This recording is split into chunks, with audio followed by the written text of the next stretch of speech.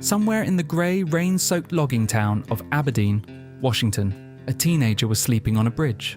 Not metaphorically, not in a song, actually sleeping under a bridge, in the rain, with no money, no future, and a guitar. His name was Kurt Cobain.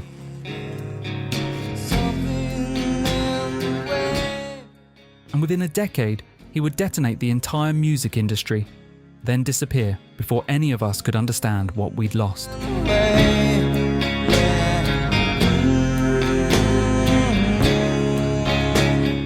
Kurt Donald Cobain was born on February 20th, 1967. Aberdeen was a dying mill town, the kind of place where the economy had collapsed and people drank to forget it. His parents divorced when he was 9. He never recovered. Friends and family described a boy who changed overnight, from playful and bright to withdrawn, angry and searching. He began writing on his bedroom walls. He began dreaming of escaping. He dropped out of high school 2 weeks before graduation. His mother told him, "If you leave, you're not coming back."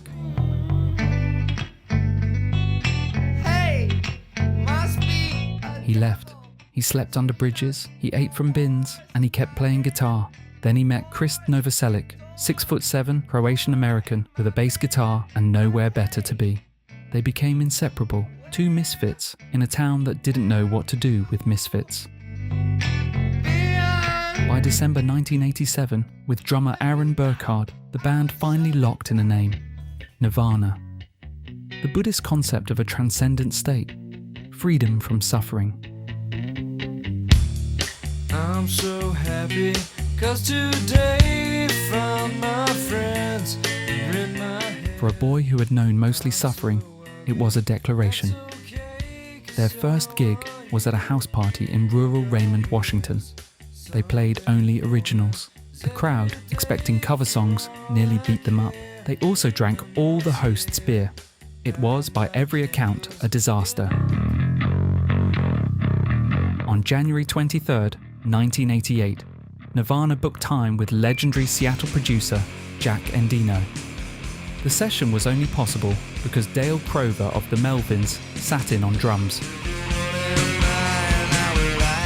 The resulting demo tape landed on the desk of Sub Pop Records co-founder Jonathan Poneman, who immediately offered them a single deal. Bleach was released in June 1989 on Sub Pop. It was dark, heavy, primitive. The Seattle scene noticed. The rest of the world did not, yet.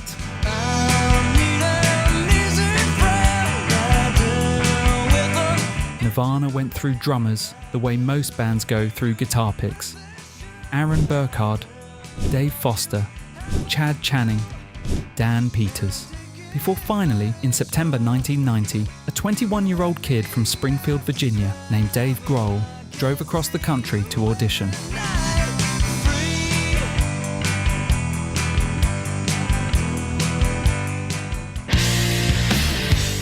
In early 1991, with a $65,000 recording budget and a $287,000 advance they hadn't expected, Nirvana drove to Los Angeles to record what would become one of the most important albums in music history. But first, they needed gas money. So on April 17, 1991, they played a benefit show at Seattle's OK Hotel. That night, they performed a new song for the first time. Nobody in that room knew history was being made. When Cobain first played the Smells Like Teen Spirit riff to the band, Krist Novoselic called it ridiculous, a Louie Louie rip-off. He made the band play it continuously for over an hour before he understood it. It was actually Novoselic's suggestion to slow the tempo down. That single change transformed the song, and it changed everything. On September 24th, 1991, Nevermind was released. Geffen pressed 46,251 copies and expected it to sell maybe 250,000 total.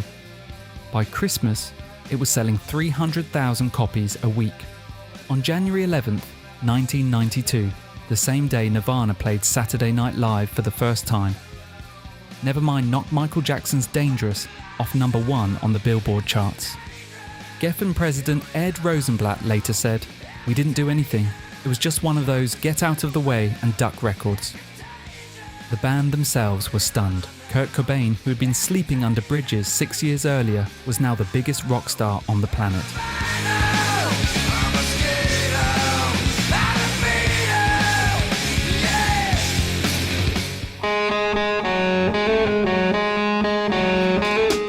In the blur of the Nevermind tour, as Nirvana exploded from clubs to arenas overnight, Kurt Cobain met Courtney Love. The exact date is still debated. What nobody debates is the impact. He told a journalist, "I was determined to be a bachelor for a few months, but I knew I liked Courtney so much right away that it was a really hard struggle to stay away from her." This is the Kurt Cobain action figure. Secret product message in his guitar. Kurt, I think he looks remarkably a lot like you. Look at that. And he's kind of looks to be a sort of Mosrite vintage. Coming to the breakfast nook. A record executive who knew them both said they're the 90s version of Sid and Nancy. Unless something happens, they're going to self-destruct.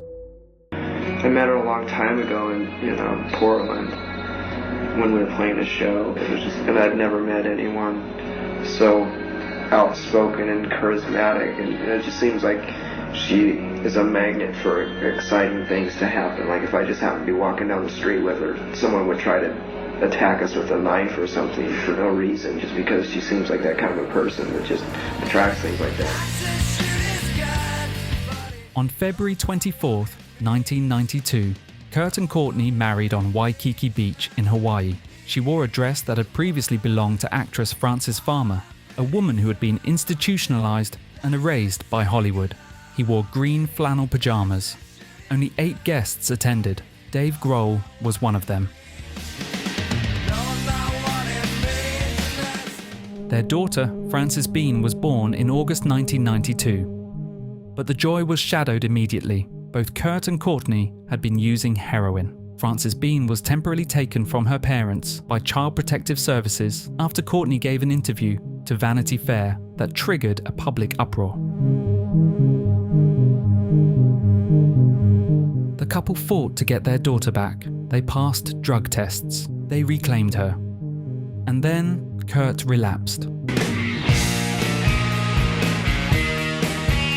After Nevermind made them the biggest band in the world, Kurt Cobain did something counterintuitive. He tried to make himself unlistenable. He hired Steve Albini, known for the most abrasive, uncompromising production in underground rock, and deliberately created something Geffen Records did not want to release. In Utero, released September 21st, 1993, was Cobain's confession. Songs called Rape Me and Pennyroyal Tea, a herb used historically to induce miscarriage. Rape me. And the devastating closer, All Apologies, which reads now as a goodbye letter. It hit number 1 on both the US and UK charts. He couldn't escape fame, even when he tried to repel it. On November 18th, 1993, Nirvana taped what would become their most enduring performance, MTV Unplugged. What else should I be? All apologies. They broke every convention of the show. No hit songs, candles everywhere, white lilies, a stage that Kurt himself said should look like a funeral. He covered David Bowie, Lead Belly, and the Meat Puppets. The audience barely breathed. Nobody knew it then, but it was a farewell. In every frame, you can see a man saying goodbye in the only language he truly spoke. Come as you are, as you were.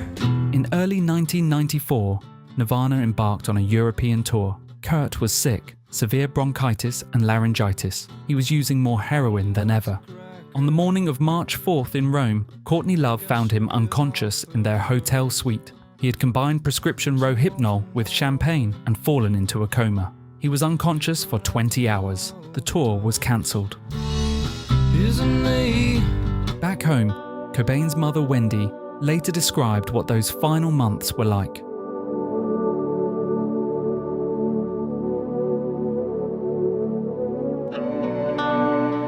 Friends and family staged an intervention. Kurt agreed to enter Exodus Recovery Center in Los Angeles. He checked in. 2 days later, he scaled a 6-foot perimeter wall and escaped. He bought a plane ticket to Seattle. On the flight home, he sat next to Duff McKagan from Guns N' Roses. McKagan later said he knew immediately, instinctively, that something was terribly wrong.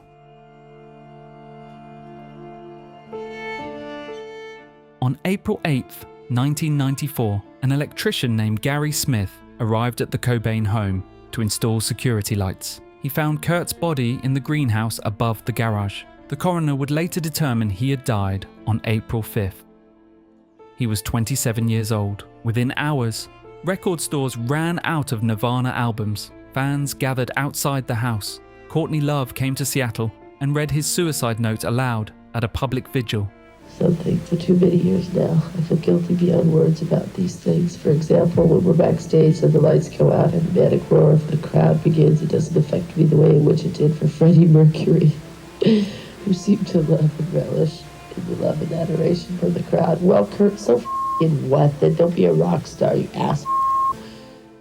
I decided, okay, I'm going to disappear. I'm going to go to the most remote place on earth. I'm just going to get away from everything and figure it out.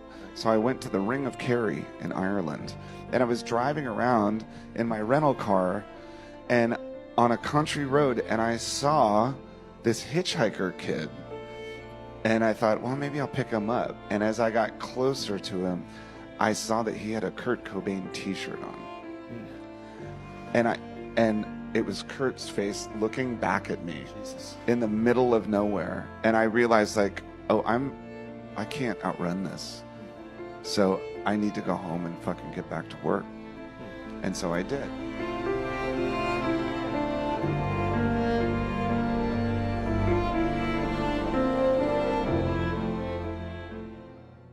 Dave Grohl went home after Kurt died, and alone in a recording studio, recorded an entire album by himself, playing every instrument. He called it Foo Fighters.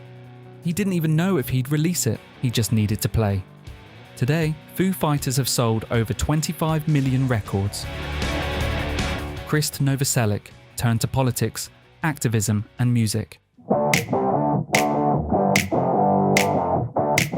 Courtney Love produced one of the most critically acclaimed albums of the decade, with Holes Live Through This. Released just 1 week after Kurt's death, she has never fully escaped his shadow, and has said she probably never will. Frances Bean Cobain grew up in the eye of a mythology she never chose. She became an artist, a musician. She has said publicly, "I don't really like Nirvana."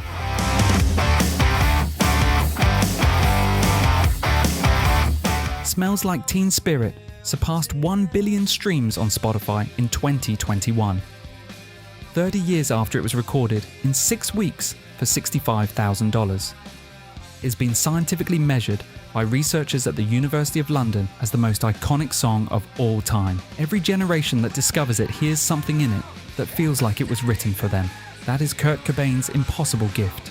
Nirvana has sold more than 75 million records worldwide. They existed as a mainstream band for exactly 3 years. The Beatles lasted 10. The Rolling Stones are still going. Nirvana had 3 years, and they changed everything anyway. Kurt Cobain once wrote in his journal, "I'd rather be hated for who I am than loved for who I am not." He was hated. He was loved. He was misunderstood in equal measure by both.